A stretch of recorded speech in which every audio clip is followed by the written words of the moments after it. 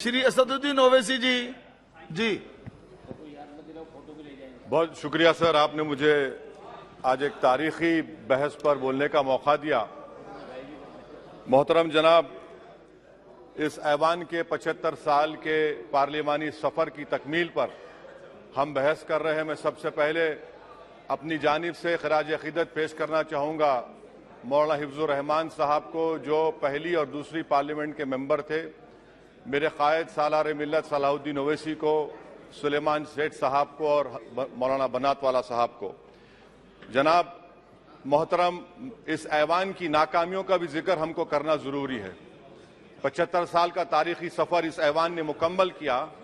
ये ऐवान एक इमारत नहीं है मेरी नजर में, ये ऐवान इस वतन अजीज का एक दिल है, जो बाहर जो गरीब और मजलूम अवाम की तकलीफ को महसूस करे, इसीलिए मैं इसको दिल कहता हूं। मैं आपके सामने 15 मिसालें पेश करूंगा जहां पर इस ऐवान ने अपनी नाकामी का सबूत पेश किया। एक उस वक्त जब दिल्ली की सड़कों पर सिखों की नस्लकशी की जा रही थी।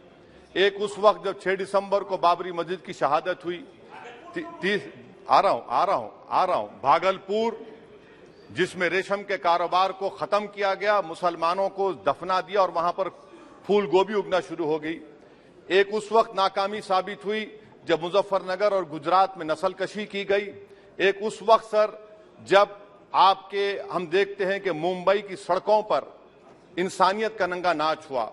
एक उस वक्त जब इस ऐवान में टाडा पोटा का काला कानून बनाया गया, यूएपीए का कानून बनाया गया, आफ्सपा का कानून बनाया गया, जिसको 1 साल के लिए बनाया गया था। 58 में हम 2023 में आ गए।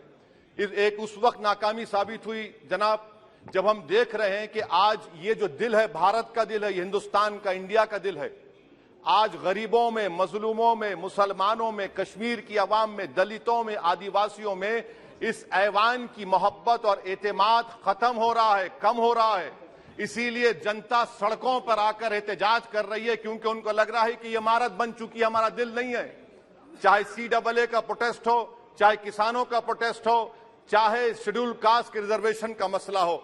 इसीलिए मैं आपके जरिए हम तमाम को मुतनब्बे करना चाह रहा हूं कि अगर हम रोडों पर इंसाफ करना जनता को अलाउ करेंगे, इस ऐवान को दिल नहीं रखेंगे, तो याद रखिए ये हमारी पार्लियामानी जमहूरियत के लिए बड़ा नुकसानदेह साबित होगा। और नुकसानदेह इसलिए भी होगा कि क्या हमको अपने ख्वाब गफलत से, अपनी जिम्मेदारियों से निभाने के लिए क्या भगत सिंह को आके बैठना पड़ेगा ऊपर कि देखो तुमने 75 साल में कैसा कानून बनाया और किसको कहां तक पहुंचा दिया।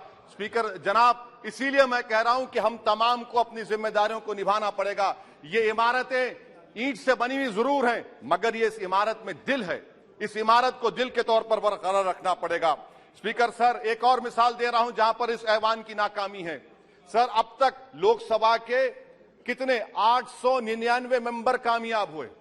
अब बताइए सर, पार्लियामेंट्री जमहूरियत में शराकतदारी की जमहूरियत है, रिप्रेजेंटेटिव फॉर्म ऑफ डेमोक्रेसी में 8,992 में कितने मुसलमान कामयाब हुए? कितने सर? 520, जबकि 1070 को इस ऐवान का मेंबर होना चाहिए था। कितना डिप्रीविएशन है सर? कितना डिप्रीविएशन है? 92% डिप्रीविएशन है। इस मौजूदा पार्लियामेंट में स्पीकर साहब सिर्फ 26 हैं, 14% मुसलमान और सिर्फ 4.8 उनका रिप्रेजेंटेशन है। बताइए, हम वोट डालने वाले बन गए, वोट लेने वाले नहीं बने। या तो हकीकत यह है कि आप वोट डालना नहीं चाहते उनको, आप सबको वोट डालेंगे, मगर जहां पर मुसलमान आएगा वो कामयाब नहीं होगा। बताइए, जब दिल में एक 14% आबादी की नुमाइंदगी नहीं होगी तो आप क्या फैसले करेंगे? क्या इस ऐवान को हम कहेंगे कि ये रिप्रेजेंटेटिव फॉर्म ऑफ डेमोक्रेसी है? स्पीकर साहब, मैं आपको एक और मिसाल देना चाह रहा हूं। बाबा साहेब अम्बेडकर ने सही कहा था, अंग्रेज उस जमाने में पार्लियामेंट बुलाते थे टैक्स बढ़ाने के लिए। हम उसी रास्ते पर जा रहे हैं, हम तो बाबा साहेब अम्बेडकर को हमने सच साबित कर दिया। स्पीकर सर, आखिरी में मैं आपको बताना चाहूंगा कि आज आप देखिए कि चाणक्य ने क्या कहा था। चाणक्य ने सही कहा था कि जब राज चलाने वाले व्यापारी हो जाएंगे तो उस राज के लोग भिखारी हो जाएंगे। आज ये वक्त आ चुका है सर, आज ये वक्त आ चुका है कि क्या first pass the post system इस देश के लिए सही है, या फिर हम प्रोपोर्शनल फॉर्म ऑफ रिप्रेजेंटेशन को फॉलो करेंगे।